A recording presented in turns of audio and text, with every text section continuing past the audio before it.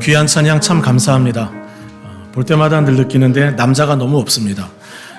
남자들 노래 좀 부르시는데 안 하는 분들은 나쁜 사람들입니다. 좀 더 참여해 주시기를 꼭 부탁드립니다. 좀 노래 목소리가 좀 괜찮고 하나님께 영광 돌리기 원하는 분 계시면 꼭 참여해 주시면 감사하겠습니다. 그 워비곤 호수 효과라는 사회학적인 단어가 있습니다. 워비곤 호수 효과. 자신이 평균보다 더 낫다고 믿는 일반적인 오류를 설명할 때 사용하는 단어입니다. 대부분의 사람들은 자신이 다른 사람에 비해 더 창조적이고 매력적이며 성실하고 공정하다고 생각을 합니다. 사람들이 자기 집단에서 평균 이상이라면 여러분 평균 이하의 사람도 있어야 하지 않습니까? 그런데 대부분의 사람들은 나는 평균 이상이다라고 생각하며 산다는 겁니다. 그렇기 때문에 이 워비곤 호수 효과는 논리적인 오류, 비현실적인 이야기들을 하는 사람들의 행태를 표현하는 단어입니다. 웨스트 버지니아 소아과 의사였고 교육학자였던 존 코넬 박사는 이 워비곤 호수 효과에 알려진 그 연구 결과를 한번 발표한 적이 있습니다. 미국의 50개주가 다 이제 영국 아이들의 공부하는 수준에 대한 글을 발표하는 것들을 보니까 모든 주가 다 자기 주가 다른 주에 비교해서 평균적으로 평균 이상이다라고 발표를 했다는 겁니다. 여러분 그런 발표가 있을 수 있나요? 다 평균 이상이면 평균 이하는 어디에 있는 거죠? 본인이 의문을 가진 것은 이분이 웨스트 버지니아 출신인데 웨스트 버지니아는 미국 전체에서 두 번째로 가난한 스테이트입니다. 뿐만 아니라 ACT 학생들 대학 들어갈 때 성적을 보면 형편없이 낮아요. 그런데 본인들도 평균 이상이라고 이야기를 했다는 겁니다. 왜 그렇게 발표할까요? 그렇게 믿고 싶은 겁니다. 이런 현상들은 회사에서도 같은 모습으로 나타납니다. 기업 임원들 중 90%가 자신의 성과를 평균 이상이라고 스스로 평가한다고 합니다. 해리 베킨스라는 사람이 쓴 책 보이지 않는 것을 팔아라에서의 이 책의 내용을 보면 80%의 직장인이 스스로를 평균 이상이라고 여기며 산다는 겁니다. 부모들은 또 자녀들에 대해 이렇게 생각한대요. 우리 아이들은 천재다. 어렸을 때 그렇게 생각들 한다는 거죠. 그러다가 크면서 이제 현실을 마주하게 된답니다. 왜 사람들은 이런 현상을 보일까요? 상대방에게 우월한 마음을 갖고 있으면 마음에 위안이 되기 때문입니다. 남과 비교해서 자기 자신이 낫다고 느껴지면 자기 자신을 좀 더 긍정적으로 본다는 겁니다. 그렇게 하기 위해서 그렇게 행동한답니다. 하지만 위고비 호수 효과는 인생 살아가는 데 전혀 도움이 되지 않습니다. 정확한 현실에 대한 진단과 판단을 할 줄 알 때 우리는 발전할 수 있고 성장할 수 있는 삶을 살아갈 수 있습니다. 2차 대전의 세계적인 영웅이었던 윈스턴 처칠은 그는 사람들의 말을 듣기보다는 정확한 데이터를 보기를 원했습니다. 항상 데이터를 보고 데이터가 의미하는 바른 해석을 하는데 관심을 많이 가졌고 또 그렇게 해서 전쟁을 승리로 이끌 수 있었다 고백을 합니다. 그투 그레이시라는 책을 보면 탁월한 리더들의 공통점이 나오는데요.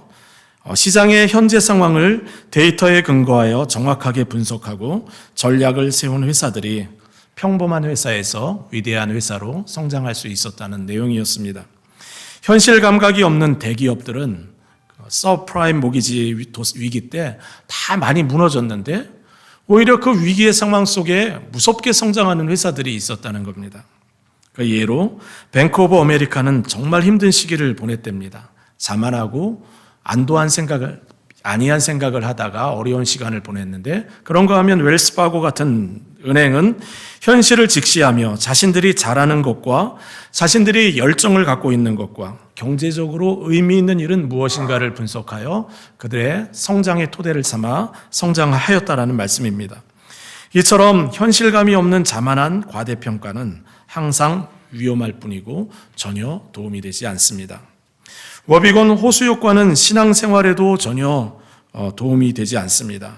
혹시 여러분들 중에 그래도 나는 평균 다른 사람들보다 중간 이상의 신앙생활은 하고 있지 이렇게 생각하고 있는지도 모르겠어요. 그런데 여러분 신앙의 평가는 남이 하는 게 아니죠. 하나님만이 하실 수 있는 거죠. 우리가 믿음 없다고 생각하는 사람을 하나님은 큰 믿음이라고 인정할 수도 있고요. 우리는 정말 믿음이 있다고 생각하는데 하나님이 생각할 때는 믿음이 없다고 생각할 수도 있다는 것을 우리는 생각해야 합니다. 우리는 우리의 모습을 남들은 모르지만 나의 본 모습을 우리는 다 압니다. 그래서 우리는 냉철하게 객관적으로 자신의 신앙을 점검하는 것이 필요하겠습니다.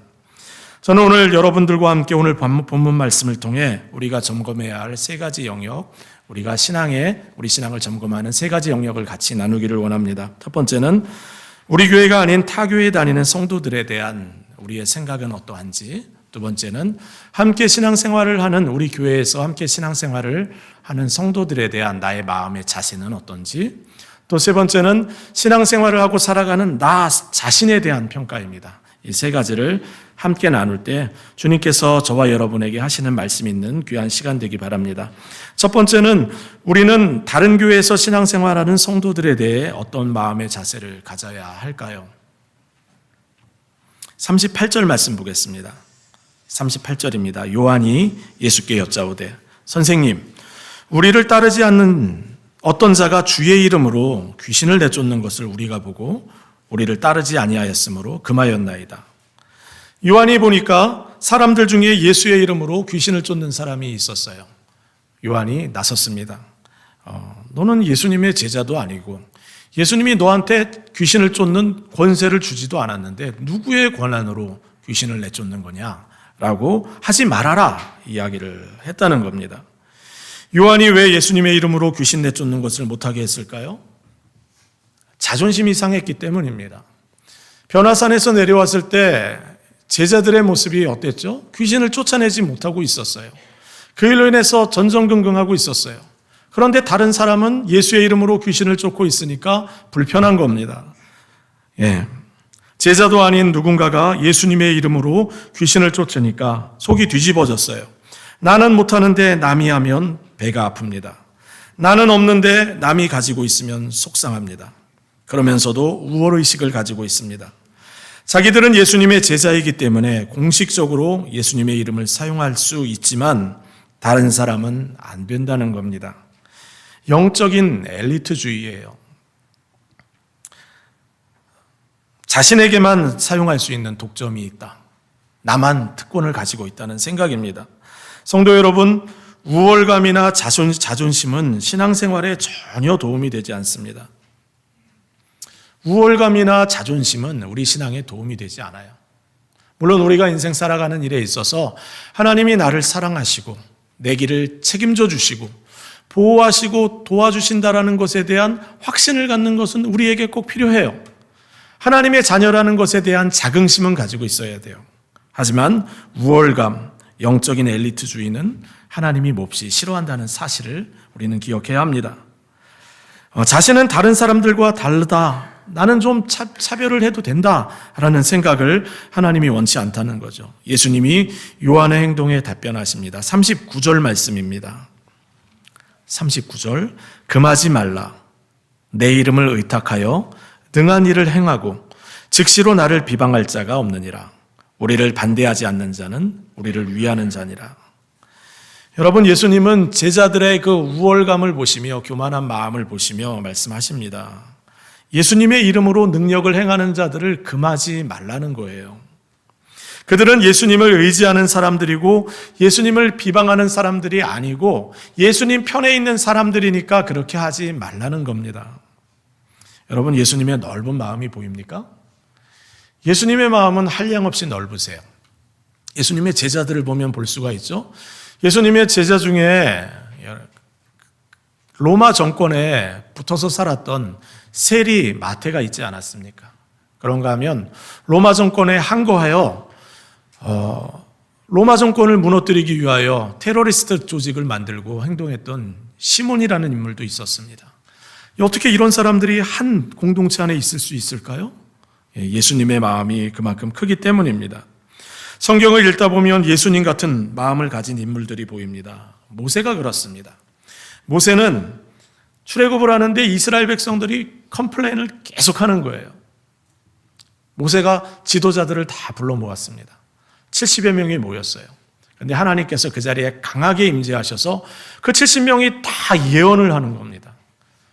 그런데 가만히 보니까 이 진영 안에 있는 사람들이 예언을 하고 있는데 저 바깥에 진영 밖에 있었던 엘닷과 메닷이 성령에 충만하여 막 예언을 하고 있는 거예요. 여호수아가 나섰습니다. 모세에게 와서 이야기합니다. 빨리 이 일을 하지 못하도록 막아달라는 거예요. 그때 모세가 뭐라고 이야기합니까? 내가 나를 위하여 시기하느냐? 여호와께서 그의 영을 그의 모든 백성에게 주사 다 선지자 되게 하시기를 원하노라. 이것이 하나님의 마음이에요. 우월의식이나 자존심이나 이런 것이 설 자리가 없습니다. 우리가 다른 교회에 다니는 성도들을 볼 때 가져야 하는 마음 자세가 여기에 있습니다. 하나님은 어떤 교회든 그 어떤 성도든 하나님의 손에 붙들려 귀하게 쓰임받기를 원하십니다. 모세만 그런 게 아닙니다. 사도 바울도 동일한 마음의 자세를 가지고 살았어요. 그가 감옥에 있었는데 들려오는 소식을 들어보니까 사람들이 예수를 전하는데 바울을 괴롭히려고 시기하며 다투며 예수를 전하는 사람들이 있었어요. 마음이 참 상하지 않습니까? 바울을 괴롭히려고 복음을 순전하지 못하게 전하는 거예요. 막 싸우면서 분쟁하며 전하고 있는 거예요. 그런가 하면 순전한 마음으로 복음을 전하는 사람들도 있었어요.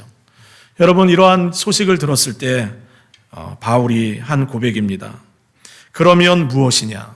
거칠애로 하나, 참으로 하나, 무슨 방도로 하든지 전파되는 것은 그리스도니 이로써 나는 기뻐하고 또한 기뻐하리라. 그리스도인들에게는 대의가 있습니다. 큰 사명이 있어요. 큰 목표가 있습니다.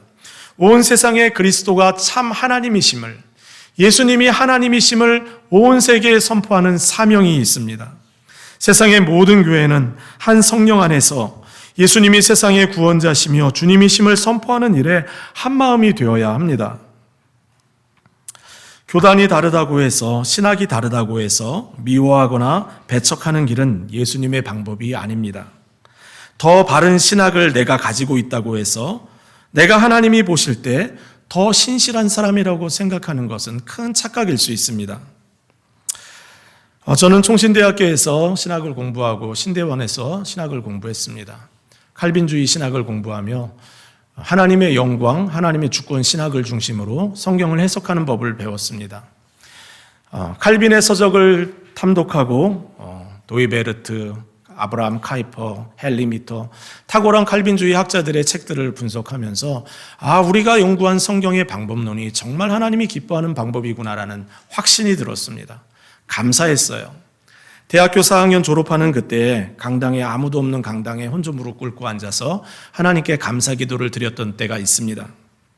하지만 그렇다고 해서 제가 정통신학을 공부하고 우리 신학을 가장 성경적이라고 제가 믿는다고 해서 다른 교단에 있는 학자들과 다른 교단에 있는 목회자들에 대해 함부로 말하고 싶은 마음은 조금도 없습니다. 자신이 믿고 따르는 신학의 내용이 달라도 우리보다 훨씬 더 신실하고 충성된 그런 성도들이 세상에 많다는 사실을 지금까지 살아오면서 많이 만났기 때문입니다. 내가 갖고 있는 하나님에 대한 지식이 아무리 건전하고 올바라도 삶이 전혀 그렇지 않을 수 있고, 반대로 하나님에 대한 지식에 조금 문제가 있다고 하여도 우리보다 하나님 앞에 더 신실하게 살아가는 성도가 있을 수 있다는 사실을 우리는 인정해야 합니다. 우월감이나 자존심을 다 내려놓고 그리스도의 십자가 복음을 전하는 지상의 모든 교회에 대한 존중의 마음이 우리에게 필요합니다. 우리는 예수 그리스도가 만왕의 왕이시며 온 세상을 통치하시는 하나님을 선포하시는 일에 함께 마음을 합치고 함께 마음을 연합해야 합니다. 우리만 옳다는 무례한 모습은 옳지 않습니다. 한국 기독교 초기에 많은 선교사들이 한국에 들어왔어요. 교단이 다 다릅니다. 그런데 그들은 하나님의 복음을 위하여 하나가 되었습니다. 학교를 세우고 교회를 세우고 병원을 세우고 함께 연합합니다. 부흥의 역사도 함께 경험합니다. 이것이 하나님께서 우리에게 원하는 삶입니다. 두 번째는 같은 교회에서 함께 신앙생활하는 성도들에 대해서는 어떤 자세를 가져야 할까요? 우리 옆에 있는 분들에 대해서 어떤 마음의 자세가 필요할까요? 41절 42절 말씀입니다.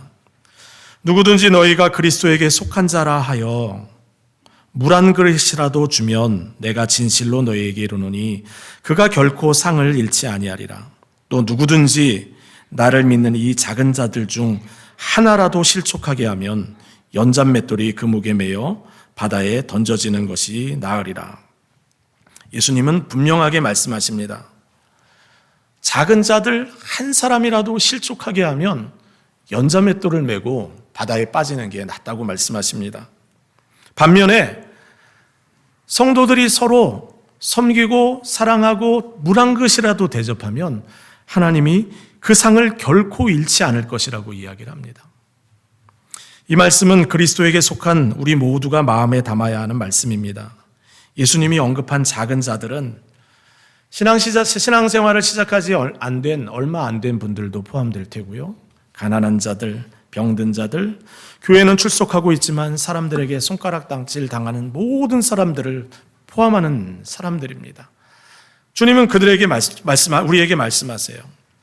약한 자들이 교회에서 떠나게 하는 일들이 일어난다면, 믿음에서 떠나게 하는 일들이 일어난다면 연잔맷돌을 메고 물에 빠지는 것이 낫다 말씀하십니다. 예수님은 성도인 우리가 서로 존중하며 서로 섬기기를 원하십니다. 고린도 교회의 상황을 보면 고린도 교회는 사람들이 다 나뉘었어요.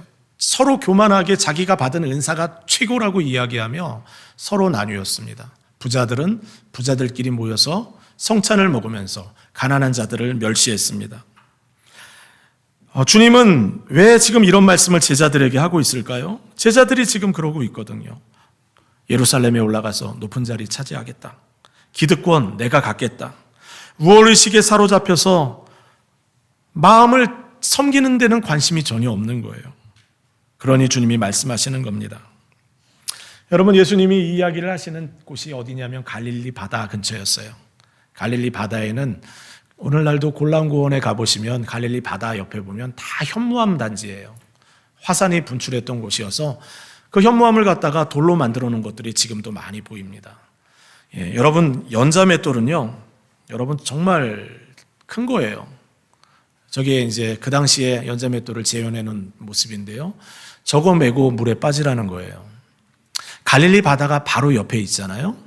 바로 바다 옆에 가버나움이 있고 예수님이 사역하던 곳이 있어요.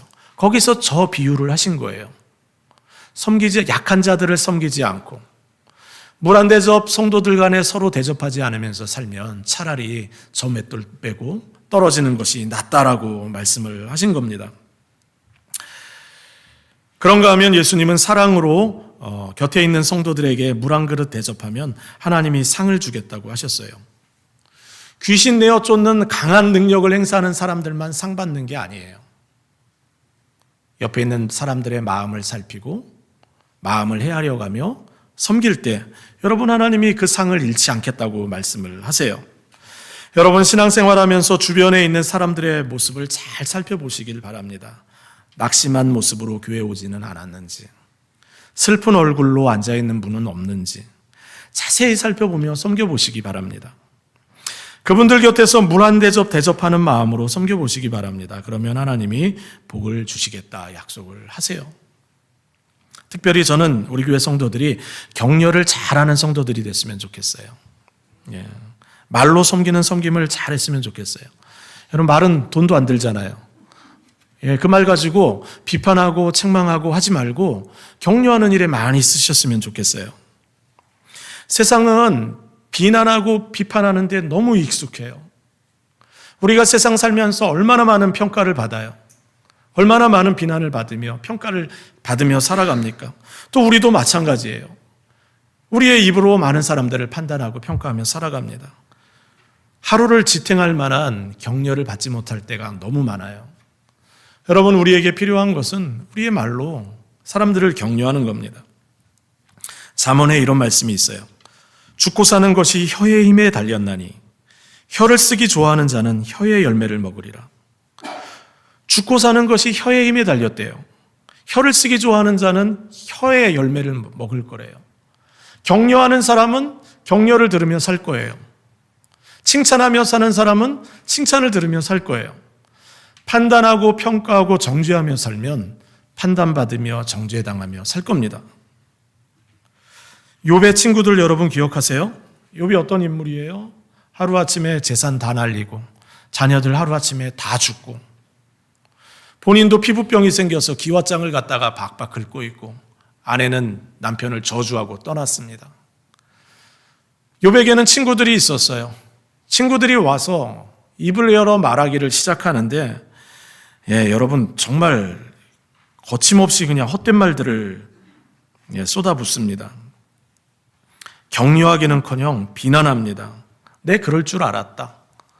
너 잘 먹고 잘 살 때 내가 봤는데 너 이미 그렇게 될 줄 알았다. 여러분 그게 입으로 할 말이 아니잖아요. 하나님이 보실 때 의로운 욥인데도 친구들이 와서 하는 이야기가 다 평가하고 판단하는 일을 하는 거예요. 내가 감춰준 죄가 있으니까 그런 것 아니냐. 자업자득이다. 욥이 친구들에게 뭐라고 대답했는지 아세요? 이렇게 말합니다. 너희가 내 처지가 되면 나도 너희처럼 말할 수 있을 것이다. 나도 너희에게 마구 말을 퍼부으며 가엾다는 듯이 머리를 내저을 것이다. 하지만 내가 너희였다면 여러 가지 말로 너희를 격려하며 입에 발린 말로 너희를 위로하였을 것이다. 무슨 말이에요? 내가 너희였다면 나는 격려했을 것이다. 나는 위로했을 것이다. 왜 욥이 하나님의 마음에 합한 자예요? 그의 마음에는 사람들을 세우고자 하는 마음이 있기 때문입니다. 격려하는 성도님들 되시기 바랍니다.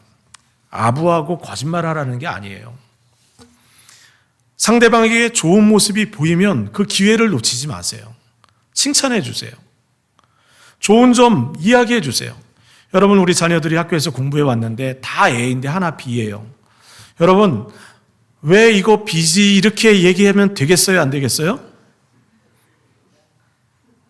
웃는 분들은 그렇게 얘기 안 하는 거죠? 우리가 살아가면서 어떻게 이것을 A를 받았지? 하고 경이로운 모습으로 보면 아이들이 얼마나 놀랄까요? 왜 우리가 이렇게 해야 합니까? 하나님이 전문적으로 하시는 일이 격려하는 일이기 때문입니다. 하나님은 여러분을 통해서 누군가가 격려받기를 원하세요. 물 한 대접 하는 것 여러분 마음이 있으면 할 수 있는 거예요. 격려하는 것 마음이 있으면 할 수 있어요. Father's Day잖아요. 남편이 조금 꼴 보기 싫어도 오늘 가서 꼭 하세요. 당신이 있어서 고맙다. 없었으면 내가 얼마나 힘들었겠냐. 아니에요? 우리의 삶 속에 격려하는 모습이 우리에게 필요해요. 작은 것이라도 칭찬하고 격려하면 그 작은 칭찬과 격려가 계속해서 커서 하나님 나라를 이루는 거죠. 이전 교회에서 사역을 할 때 마음이 힘들었던 때가 있습니다. 그때를 잘 이길 수 있었던 것은 좋은 분들이 곁에 많이 있었어요. 격려해 주는 분들, 곁에서 같이 밥 먹어요 목사님 하며 불러내는 사람들, 같이 운동 가죠 하면서 자전거 탔던 분들, 수많은 시간들 생각하다가 이쪽으로 오게 되었는데요. 여기 와서 탁 떠오르는 분들은 마음을 같이 해주었던 분들입니다. 제가 잘나서 격려했던 분들이 아니에요. 부족하지만 귀히 여겨주고 격려해 주었던 사람들. 상한 갈대를 꺾지 아니하시고 꺼져가는 등불을 끄지 아니하시는 하나님의 격려가 여러분을 통해서 누군가에게 전달됐으면 좋겠어요. 여러분 이거는 그렇게 어려운 게 아니에요. 잘하는 게 보이면 바로 하세요. 지난주에 우리 교회 오셔서 막 또 고치시고 수리하고 가신 우리 어른들도 계시고 많은 분이 계세요. 교회 안에 섬기는 분들이 많이 계세요.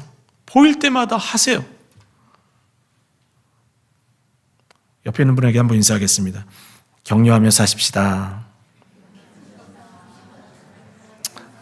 표정이 못하겠어요. 이런 표정이십니까? 마지막으로 살펴볼 것은 나 자신에 대한 생각입니다. 나 자신에 대해서는 어떤 마음의 자세를 가져야 할까요? 43절에서 48절까지의 말씀입니다. 만일 내 손이 너를 범죄하게 하거든 찍어버려라. 장애인으로 영생에 들어가는 것이 두 손을 가지고 지옥 곧 꺼지지 않는 불에 들어가는 것보다 나으리라. 만일 내 발이 너를 범죄하게 하거든 찍어버려라. 다리 저는 자로 영생에 들어가는 것이 두 발을 가지고 지옥에 던져지는 것보다 나으리라.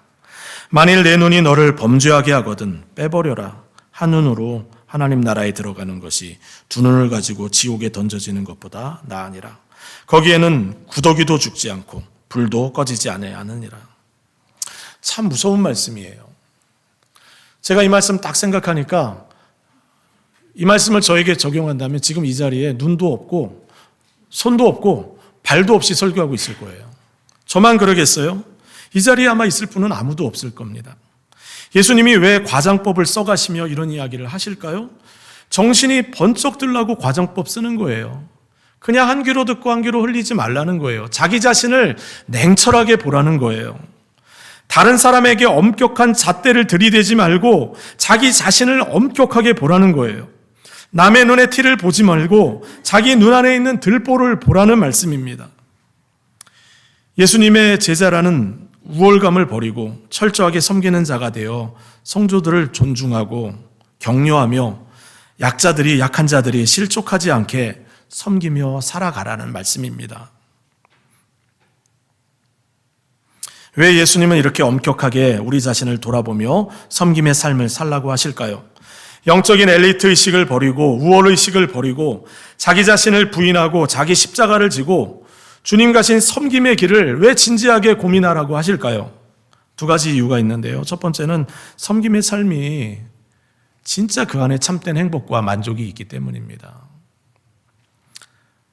유덕종 선교사님이라는 분이 우리 교회 파송 선교사님, 협력 선교사님입니다. 우리 교회 신미애 사모님의 동생분입니다. 33년 동안 아프리카에서 의사의 삶을, 섬김의 삶을 사셨습니다. 선교사님은 그곳에서 낮아짐을 배웠다 이렇게 고백을 하세요.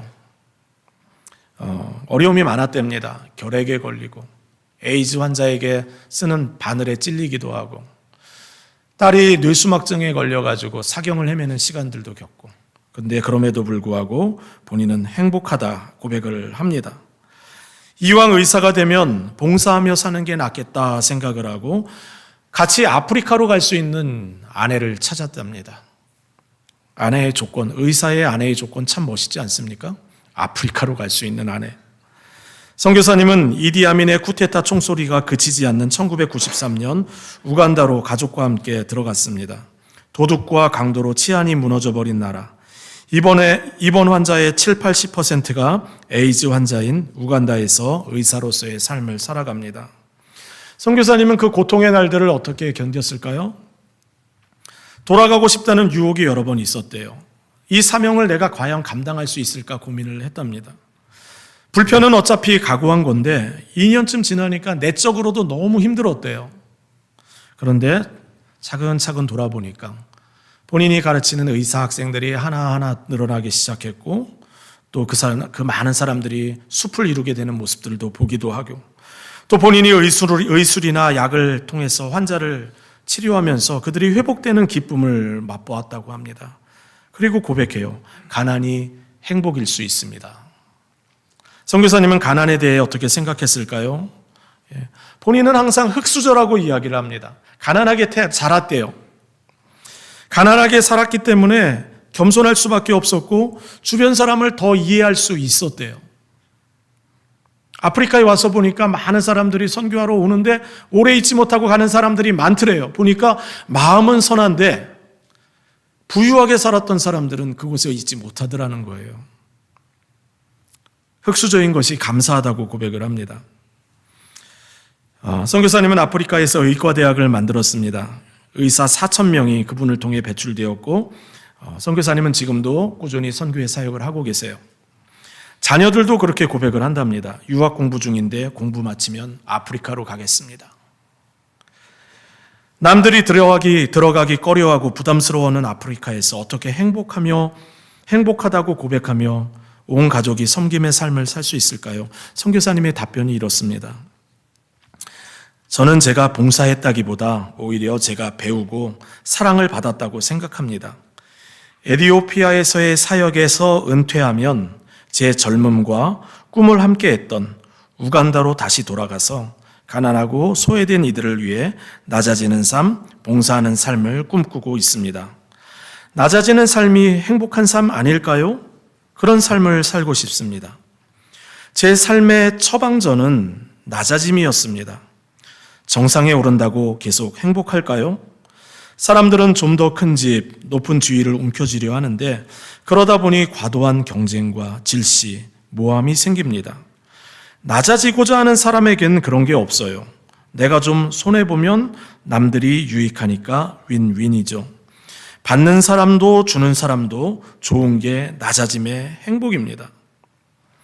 여러분, 낮은 자리에서 섬김의 삶을 살아가는 선교사님의 모습이 보이지 않습니까? 저는 이렇게 멋진 인생을 살아가는 선교사님의 누님이 우리 신미애 사모님이라는 게 너무 감사했어요. 섬김의 그 가치를 아는 가정, 그리고 그 가치를 따라 귀한 교회를 섬기는 분이 한 우리 교회에서 36년 동안 담임 목사로 사모님으로 섬긴 게 얼마나 감사한지 몰라요. 섬김이 행복임을 삶으로 고백할 줄 아는 가족, 섬김의 삶으로 한 땀 한 땀 행복을 수놓아가는 이 가정의 아름다움이 얼마나 귀합니까? 주님께서 우리에게 섬김의 삶을 요구하는 두 번째 이유는 우리가 서로 섬길 때 세상이 예수님을 만날 수 있기 때문입니다. 우리가 섬겨야 세상 사람들이 예수님을 만나요. 여러분 생각해 보세요. 교회에 성도들이 와 있는데 매일 다퉈요. 서로 섬기지 않아요. 예수님 만나려고 교회에 왔는데 서로 불편해요. 서로 나뉘어져 있어요. 그러면 여러분 그곳에서 어떻게 예수님을 만날 수 있겠어요? 한국교회 초기에 평양에 하나님이 일으키신 큰 부흥이 있었습니다. 우리나라 한민족을 그냥 휩쓸고 지나갈 정도로 거대한 부흥의 열기였어요. 그런데 여러분 그 부흥의 시작은 아주 원산에서 시작되었습니다. 하디 선교사님이라는 분이 계셨어요. 토론토 대학에서 공부하고 YMCA 지원으로 한국에 들어왔던 선교사님입니다. 그분의 고백입니다. 나는 3년 동안 강원도에서 교회가 처음 세워진 지경터 지역에서 애써 일하였으나 나는 거기서 사업에 실패했다. 이 실패감은 나에게 말할 수 없는 타격을 주었고 나는 일을 더 할 수 없을 만큼 기진맥진했다. 여러 노력을 했는데 다 안 됐다는 거예요. 그러다가 1904년 8월 원산의 한 기도 모임에 참석을 했습니다. 하나님께서 선교사님의 눈을 열어 자신의 모습을 보게 하셨어요. 선교사님은 그날 선교사들 앞에서 그리고 한국인들 앞에서 자신의 죄를 고백합니다. 자신의 교만과 강팍한 심령과 그리고 믿음의 부족에 대해 자신의 죄악을 낱낱이 털어놓으며 회개하며 기도합니다. 자신이 민족적으로 우월하다고 생각하며 사역한 것과 성령의 도우심과 인도하심을 의지하기보다는 자신의 능력과 학벌과 실력을 의지하며 자만했음을 고백합니다. 한국인들은 미개한 민족이고 무식하다고 판단했던 자신의 깊은 자만을 한국인들 앞에 다 토해냈어요. 자신의 본 모습을 본 겁니다. 하나님이 회개케 하신 거예요. 자신의 실제 모습을 보고 나서는 하나님 앞에 회개한 거죠. 그 회개의 불씨가 한반도를 덮치기 시작합니다. 길선주 목사님은 친구의 어머니를 장례할 때 그 돈을 자기가 횡령한 것을 사람들 앞에 고백을 합니다. 모든 사람들이 자신의 죄를 고백하며 자신의 약함을 고백합니다.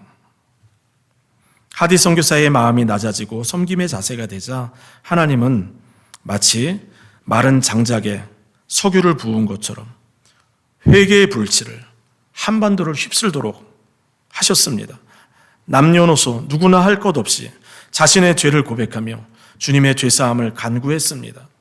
섬김의 마음으로 서로 자신을 냉정하게 돌아보고 섬김의 자리에서 살아가면 하나님은 하나님의 일을 하십니다.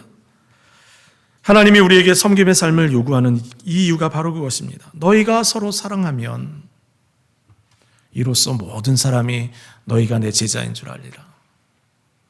우리가 서로 교회 안에서 서로 사랑하면 세상에서 있는 사람들이 우리 교회에 와서 보고는 여기 뭔가 있네 하며 주님을 본다는 거예요. 우리가 서로 사랑하면 우리가 주님의 제자인 것이 드러난다는 말씀입니다. 영적인 우월감, 엘리트 의식을 가지고 살면 하나님의 엄중한 심판을 피할 수 없습니다. 하나님의 경고는 단순한 협박이 아닙니다. 이렇게 무섭게 말씀하시는 주님의 마음의 의도를 우리는 가볍게 여겨서는 안 됩니다. 자기 자신을 돌아보는 일에는 엄격해야 합니다. 하지만 성도들에게, 약자에게는 겸손한 섬김을 실천해야 합니다. 그래야 이 땅에서 살아가는 동안 진정한 하나님의 복을 누릴 수가 있어요. 우리를 통해서 많은 영혼들이 하나님을 만나는 것을 보게 될 겁니다. 이 영광스러운 섬김의 자리에서 주님을 바라보며 함께 신앙생활 하시는 저와 여러분 다 되시기를 주님의 이름으로 간절히 축원합니다. 우리 이 시간 찬양하며 함께 기도하겠습니다.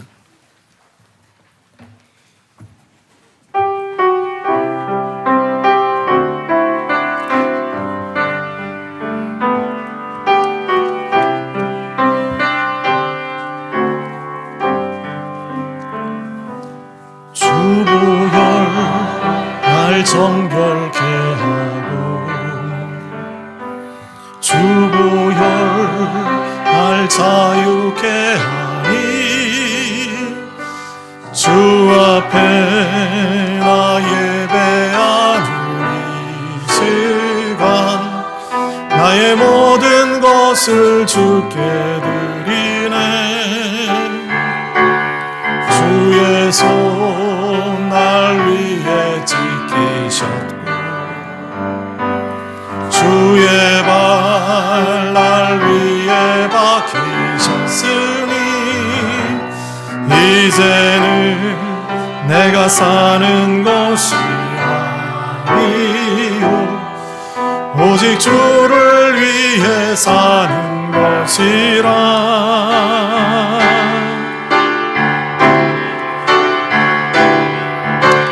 주의 손에 나의 손 고개고 또 주의 발에 나의 발 고개여 나 주와 함께 죽고 주와 함께 살리라 영원토록 주 위에 살리라 주의 손에 나의 손 고개고 또 주의 발에 나의 발 고개여 나 주와 함께 죽고 또 주와 함께 살리라 영원토록 주 위에 살리라 위에 살리라. 우리 함께 기도하겠습니다. 주의 손에 나의 손을 포갠다는 말은 주의 손에 내 손을 얹고 그곳에 못을 박겠다는 고백입니다. 주의 발에 나의 발을 포개고 그곳에 못을 박겠다는 표현입니다. 하나님, 섬김의 삶을 살게 하여 주십시오. 상대방을 실족해 하는 무례한 말과 행동을 돌아보며 회개하는 마음을 주시고 물 한 그릇 대접하는 섬세한 따뜻한 마음, 격려의 말을 실천하며 살아가게 하여 주옵소서. 주여, 우리 마음을 열어 섬김이 진정한 행복임을 깨닫게 하여 주옵소서. 섬김의 삶을 살아가면서 하나님이 허락하신 복을 누리며 살아가게 하여 주옵소서. 우리 말씀을 생각하며 우리 같이 기도하며 나아가겠습니다. 함께 기도하겠습니다. 사랑과 은혜 많으신 아버지 하나님, 하나님의 은혜를 구하며 주님 앞에 나아갑니다. 아버지 하나님, 주의 은혜를 구하며 주의 마음이라고 생각하여 전했습니다. 하나님 아버지, 늘 주의 은혜를 따라 전하기를 원합니다. 하나님 만나 없이 담력을 주시고 주님의 아버지 하나님 곳에서 기뻐하시는 말씀 전하고 기뻐하시는 말씀 생각하고 하나님 앞에서 나가 주님 앞에 설 수 있도록 은혜 위에 은혜를 더하여 주시기를 원합니다. 하나님, 나의 약함을 아시는 주님께서 하나님 우리 교회 안에 은혜를 더하여 주시고 성령의 충만함을 더하여 주시고 은혜의 충만함을 더하여 주셔서 격려하고 섬기며 세우며 살아가는 우리의 인생이 되어질 수 있도록 하나님 은혜 더하여 주시고 성령 하나님 함께하여 주시옵소서. 하나님, 우리의 완악함을 회개합니다. 우리의 교만함을 회개합니다. 하나님 아버지, 우리 안에 예수의 마음을 주시기를 원합니다. 주님 아버지 하나님 한 마음 은혜 위에 은혜를 더하여 주시옵소서. 함께하여 주옵소서. 일하여 주시옵소서.